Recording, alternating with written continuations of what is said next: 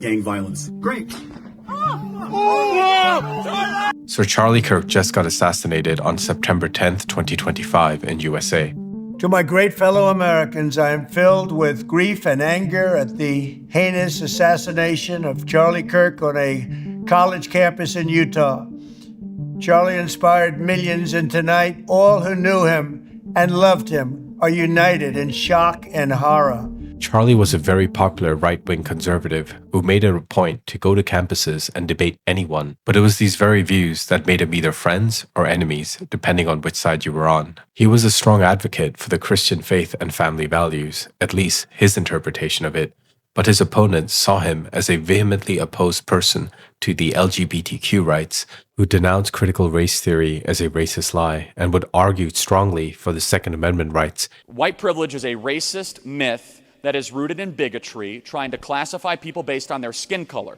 If you are a racist, you have something to apologize for. If you're a white person who is not a racist, you have nothing to apologize for. And anyone who makes you apologize just based on the color of their skin, they're the racist and you're not.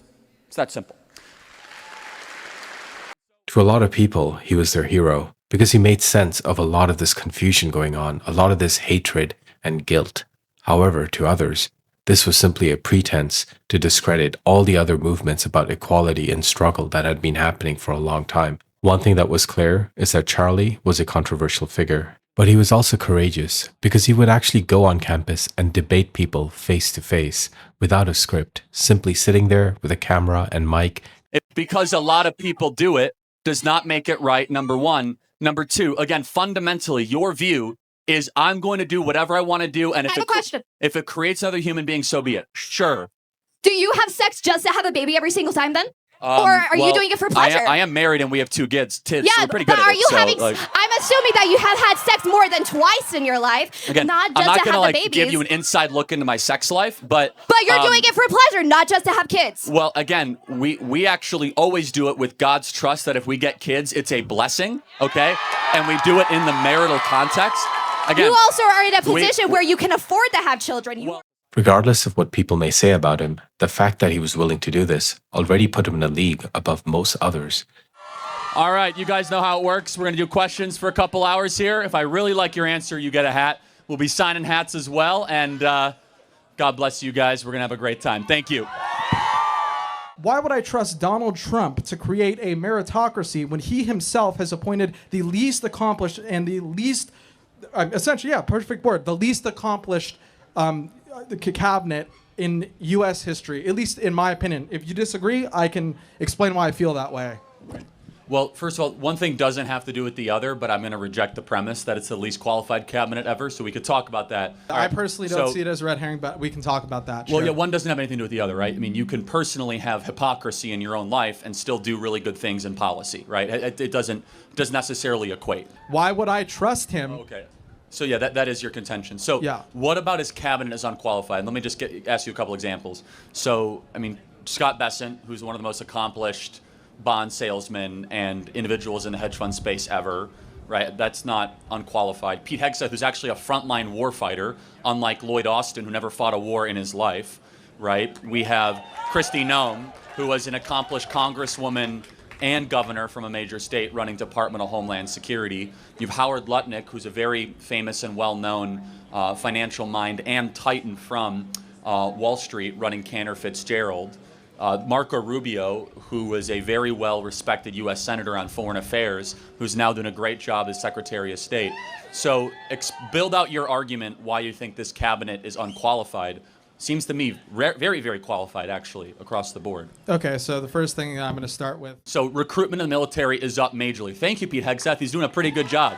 Number 2, procurement. We're saving money. Estimates are that we'll save hundreds of billions of dollars in efficiency. War games are up. The amount of war games we're doing in the Southeast Pacific has increased by 30%. This is a military town here in San Diego. They have a massive increase in people wanting to join the Navy, want to join the military. That wasn't happening under Biden. Morale is actually 30 points higher now that Pete Hegseth, a warfighter's warfighter, is running the U.S. military. We have a complete difference. We're never going to agree on this. No, but not agree, but show me, then prove the evidence. What is one number that is worse with the U.S. military now that Pete Hegseth's in control? So what exactly happened that day? On September 10th, 2025, Utah Valley University, Orem, Utah. A warm afternoon draws 3,000 attendees to the outdoor courtyard for the inaugural stop of the American Comeback Tour, exactly stop 1 of 14 of Charlie's upcoming tour. At exactly 12 p.m. local time, Charlie Kirk takes the stage. His mission: engage young Americans in politics, culture, and faith. 20 minutes into the address, Kirk fields a question on mass shootings in the USA. He leans forward, voice steady. Off in the distance, approximately 130 yards away, an individual positioned on the loose-centered roof. A student asks about the mass shootings and transgender individuals. Kirk responds before moving on. A single, distant pop echoes from a rooftop, roughly 150 yards away. Kirk, struck in the neck by one bullet, briefly touches it, not grasping with both hands, then collapses from his chair as blood appears on his collar and gushing out the sides. Attendees drop to the floor in panic and flee. Hey, stop! Stop, folks! Stop! Where is he? Amy! Go!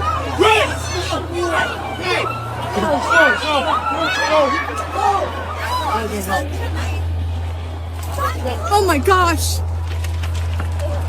Oh my gosh! Eyewitnesses report screaming and blood gushing from the wound. Security and staff rush in, covering Kirk and clearing the area.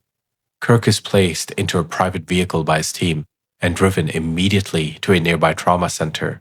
By 1:45 p.m., sources tell the Associated Press that he is in critical condition. Around 2:40 p.m., former president announces on Truth Social that Charlie Kirk has died. Utah Governor Spencer Cox labels the incident as a political assassination. This is a dark day for our state. It's a tragic day for our nation.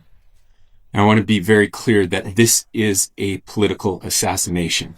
And an FBI-led manhunt begins. Suspects briefly detained are released when cleared of involvement, including an old man who seems to be walking with his pants down. As he was being arrested and being led to his vehicle, people were goading him, but turns out he was innocent and let out later. The suspect, as of the making of this video, is still unknown. The reaction on social media has been polarizing, while some expressing sadness, such as Megyn Kelly. Oh, good God. Yeah. He's dead.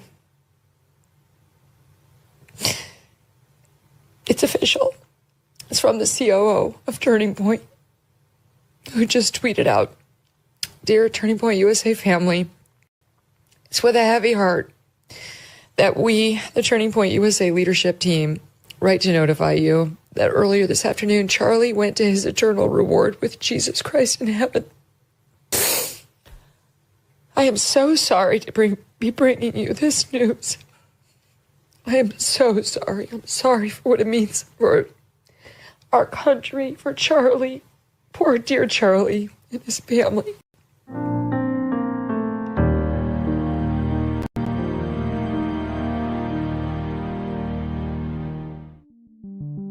Others have been rejoicing at the fact, especially over TikTok. There are a lot of people that are like, no matter what side of politics you're on, you should never celebrate something bad happening to someone. I, on the other hand, do cheer when bad things happen to bad people. Charlie Kirk just got shot. Well, breaking news, folks. Seems somebody just took a shot at one of the Fantafast's favorite 5-mile-wide mouthpieces, Charles Chuckle Kirk. But one must remember that Charlie Kirk had a wife and 2 children who he now leaves behind.